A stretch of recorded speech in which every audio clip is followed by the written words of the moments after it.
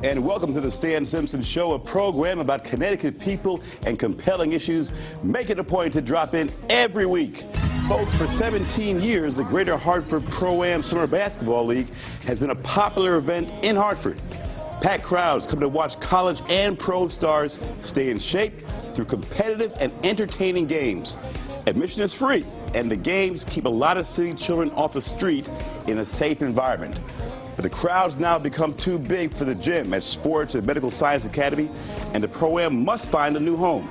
We'll talk about the future of the Pro-Am with founder Pete Higgins and Executive Director Eric Crawford. Then we'll wrap things up with more basketball chatter, specifically the defections from the UConn men's basketball team. Andre Drummond, Jeremy Lamb, Alex Oriaki, and more are leaving. NCAA sanctions will kick in next year, banning the Huskies from the tournament. And the future of Jim Calhoun has become an annual guessing game. Current UConn beat writer Donald Morey joins us with his unique perspective on what will be a tumultuous year for the UConn men. But first, a new home for the Greater Hartford Pro-Am Summer Basketball League. To my far left, Pete Higgins, the founder.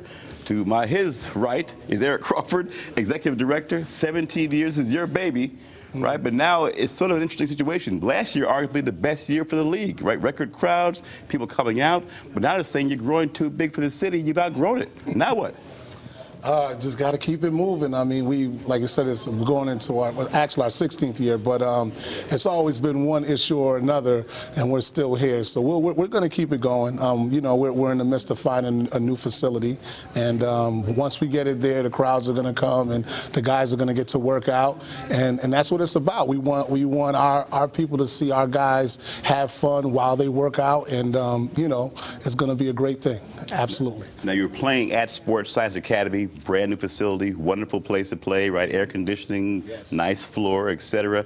So they're saying what to you guys? Because they seem to enjoy the crowds and the activity. What does Principal John Lavery say? Well, John Lavery and I are very good friends. I've known John for over 20 years.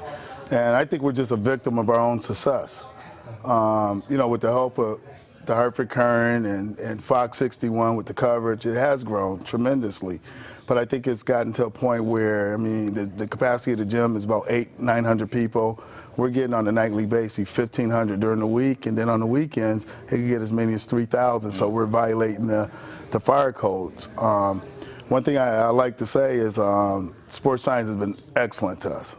They've been a good partner in this whole endeavor, and I don't think we'll be at the place we're at today, one for the cooperation. So it's not a matter of adding more security guards or even, and you can't charge, correct? You cannot charge. No, we're a certified league through NCAA, and that's part of the NCAA bylaws. We can't charge admission. Like I said, we've been doing it for years, and it's always been free. We want to be that free event in Hartford. I mean, we know the community loves what we're doing, and they love, of course, the UConn guys and all the other players that are from the area that play, you know, so they want to come out and support, you know, they want to see the guys first off at our league, you know, before they actually hit the hardwood for the, you know, prospective colleges. So, I mean, we want to keep it free, you know. So what are your options now? Any good business proposition? You got a little bit of a setback here, no home. What are your options? Well, Pete's been in conversation with people at Prince Tech, which could be a viable venue for us. Also, we'd love to have an armory. If we can find a floor in there and we get some cooperation with the state. What do you need to have? What has to happen to make it happen? Well, you got to talk to the right people, number one. And number two, if we continue with the economic development piece that we're going to try to work with restaurants and other businesses in the 15% club, in which we're getting so many people from the greater Hartford area into Hartford. We'd like them to stay in Hartford, take advantage of some of the good restaurants and some of the other things that Hartford have to offer. So we're also looking at that part of it. So it's not just the basketball, it's the community. All right. But are you guys going to the business part of it with Sports Science Academy? Are you paying them to rent the business? Work out sort of what you have to pay. What are the costs? What are the operating costs to make this happen? As far as the gym, I mean, it's really based on rental fee. It's based on custodial fee. we made arrangements for them to solicit the concessions, and that's actually the boosters that run the concessions, and they utilize those funds for scholarships and also for the athletic departments throughout the whole city of schools. So if anybody requests, to utilize those funds, they can. So again, this is not a matter of getting more money for security or more money for anything else. This is a matter of it being you're at capacity and they can't accommodate the size anymore. Well, it's some of both. Yeah. I mean, this year, if we were going to continue at Sports Science Academy, just looking at our budget for this year, it would have been $77,000. For the entire year? For the operating budget for Right. 6 weeks, $77,000. I mean, there's that a lot covers all the expenses you talked about all there. expenses, right? all expenses, and fortunately, Pete has developed a lot of inroads with a lot of sponsorship, and we know in this economic time we got to bring that number down, but at the same time we want to continue to have this for the community, for the city of Hartford.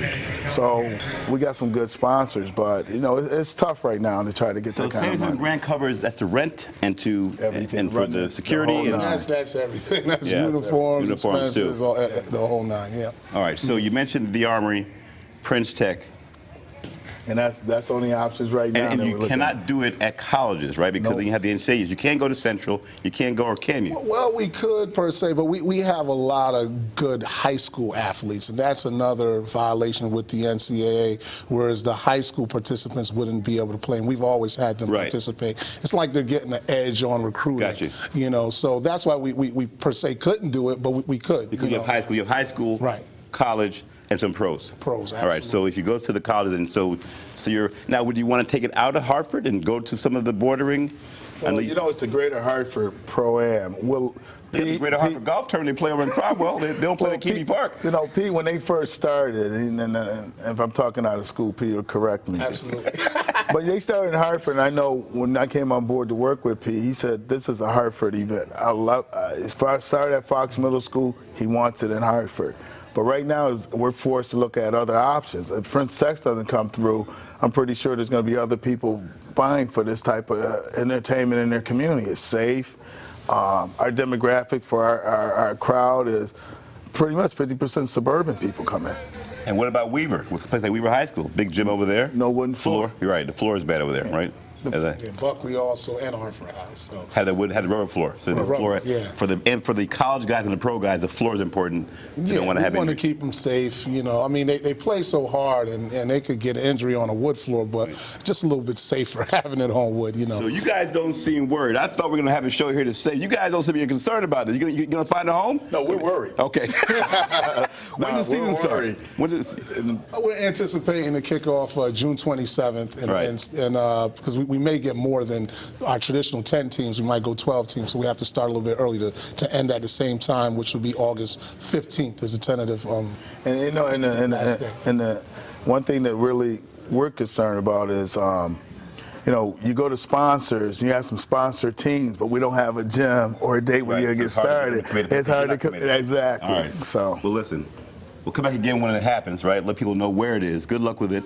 Of course. We got to run. We're going to have you back on. Keep it going. All right. I know you will. You look confident to me. You always understand. I get your money right now. $77,000? Yeah, that's easy for you. All right, Drop the bucket. All right, guys. Good luck to you, okay? All right, folks. When we come back, we're going to talk about the defections from the UConn men's basketball team and what it means for a program already facing a tournament ban next year. Current sports writer Donna Mori joins us for the very latest on what will be a tumultuous year for Husky Nation. Remember, catch our show 24/7, ctnow.com/stand. Follow us on Facebook and Twitter, too.